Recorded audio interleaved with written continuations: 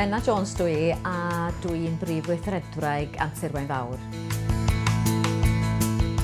Dyn ni'n fenter gymdeithasol sydd yn darparu gwaith, hyfforddiant, cartrefi a llesiant i bobl efo anableddau dysgu.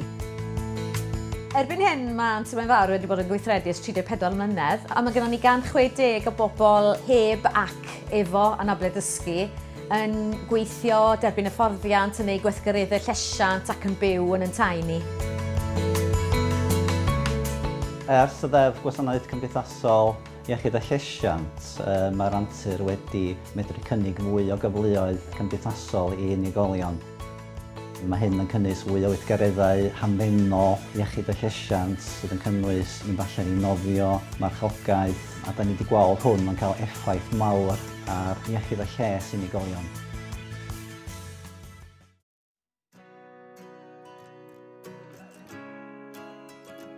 Helo, yn enw i Sian Williams, dwi'n gweithio yn Antur Waunfawr ers 12 o flynyddoedd rwan. Fy nghyswllt cyntaf efo Antur Waunfawr oedd pan o'n i'n hogan fach. O'n i'n dod yma i wirfoddoli efo nain pan cychwynnodd yr Antur. A dyn hwyrach ymlaen eisiau dod yma i gael profiad gwaith pan o'n i'n gwneud tygau yn yr ysgol. Eisiau ymlaen wedyn i astudio seicoleg yn Prifysgol Bangor a gweithio fel gweithred cefnogol i'r cyngor. Nes i fwynhau'r gwaith o'n ofnadwy, felly pan welis i swydd dod fyny Antur Waunfawr yn ôl fi orffen yn gradd eisiau amdani. Dwi wedi bod yn cefnogi yn y caffi ac yn y tai yn y cychwyn, ond dwi wedi cael amryw o brofiadau sy'n Dwi wedi gwneud secondiad yn yr adran gyllid, dwi wedi bod yn waros werdd efo'r dillad, a erbyn hyn, dwi'n is-reolwraig iechyd a llesiant. Dwi yn bennaf gyfrifol am yr adran amlofynion. Da ni'n cynnig cyfleoedd therapi, hamdden a iechyd a llesiant i unigolion hefo anableddau dwys. Da ni wedi bod yn gwneud pethau fel nofio, marchogaeth, rifon therapi, beicio. Dwi'n rili joio'r swydd, mae yna amrywiaeth mawr. Fi sy'n gyfrifol am ddod o hyd i weithgareddau newydd, mynd i weld y safle, asesu'r risg, trafod efo'r unigolion pa weithgareddau maen nhw isio wneud. A dwi'n rili mwynhau. A beth dwi'n mwynhau fwyaf, dwi'n meddwl, ydy pan dwi wedi trefnu gweithgaredd a wedyn dwi'n cael mynd i weld yr unigolion yn mwynhau, mynd anhygoel. Nathon ni fynd i gynwyo blwyddyn diwetha, a dwi'n meddwl chydig o bobl yn meddwl bod fi'n bookers trio mynd â criw o unigolion efo anableddau dwys ac amrywiaeth anghenion allan ar y llyn yn Llanberis, ond waw, oedd o'n anhygoel. Oedd pobl wedi dysgu sgiliau, sgiliau chwyddo, codi a symud o un gwch i llall, a jyst o boddhad, o bod allan yn yr awyr agorad ar llyn yn Llanberis, lle da ni'n gweld bob wsos. Oedd o'n gret. Dwi wedi cael amryw o brofiadau hyfforddi yma hefyd. Nes i astudio i wneud NVQ Level 5 yn ddiweddar. Nath hwnna gymryd ryw blwyddyn a hanner i gwblhau. A dwi wedi cael bod ar gwrs sgiliau arwain hefyd. Mae'r hyfforddiant yn digwydd drwy'r flwyddyn yma. Da ni'n gwneud pethau hanfodol fel cymorth cynta, meddyginiaeth, diogelu, gwrs, yn reolaidd, a unrhyw hyfforddiant sydd angen i gyfarfod anghenion penodol unigolion hefyd. Yn amlofynion, da ni hefyd yn gwneud ffocws ar dysgu sgiliau newydd. Sgiliau byw, sgiliau bob dydd. Da ni'n gweithio ar y model cefnogaeth weithgar, a eto amrywiaeth o alluoedd ac anghenion, felly da ni'n addasu ar gyfer pob unigolyn. Mae rhai unigolion yn cael cymorth llawr llaw i wneud gweithgareddau, a mae rhai unigolion ydych chi'n gallu gofyn wrthyn nhw, plîs ydych chi'n dweud gwpan ei sync, plîs ydych chi'n agor y blaens, a maen nhw'n gwneud. A mae hyn yn sgiliau mor fach o beth da ni gyd yn cymryd yn ganiataol.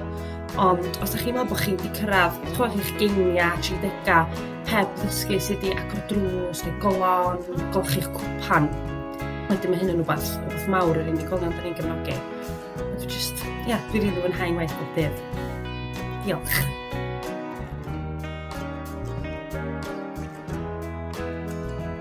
Helo, enw fi 'di Cara a dwi'n gweithio yn Antur Waunfawr.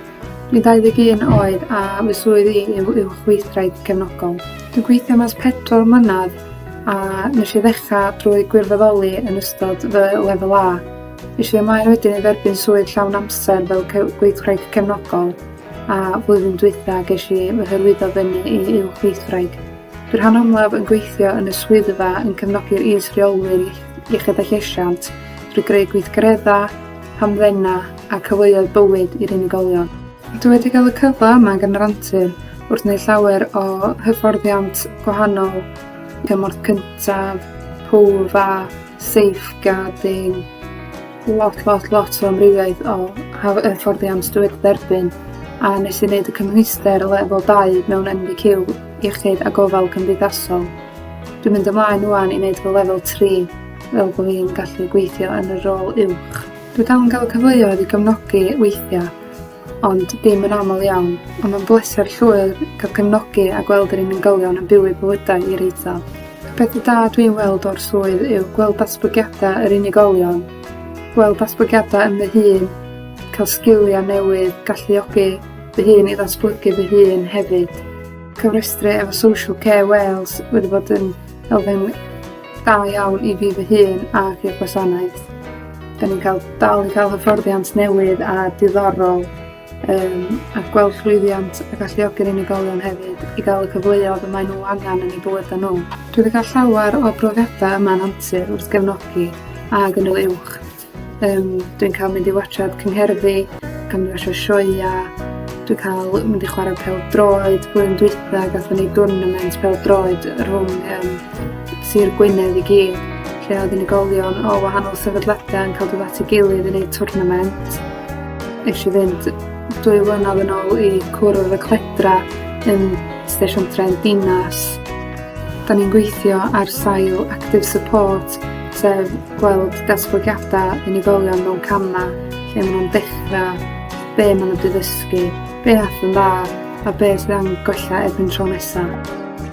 Does i ni diwrnod yr un fath yma yn Antur Waunfawr sydd yn gwneud swydd yn ddiddorol, yn exciting a dwi'n cael gweld a dysgu pethau newydd bob dydd.